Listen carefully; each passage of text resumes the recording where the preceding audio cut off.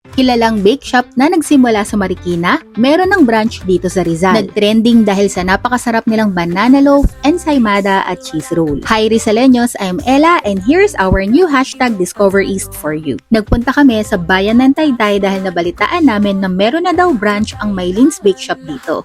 Located sila sa Unit G2 Valley Fair Town Center, Ortigas Extension, Taytay, Rizal. Along main road lang sila kaya madali mo ring makikita. This is not an ordinary bake shop dahil meron din silang cafe. Pwede kayong mag-dine-in dito at umorder ng kape na perfect partner ng kanilang mga breads and pastries.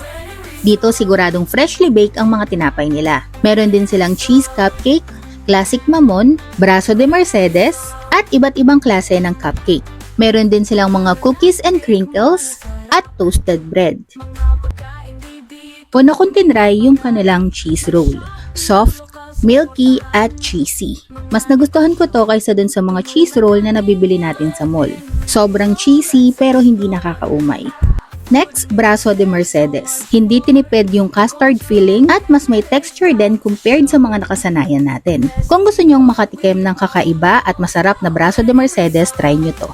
Next is yung banana loaf na napaka-moist, enough sweetness with natural flavor of banana. Sa sobrang sarap na pa-take out pa ako ng ibang products nila. Kaya ano pang hinihintay nyo Rizaleños, try nyo na din dito.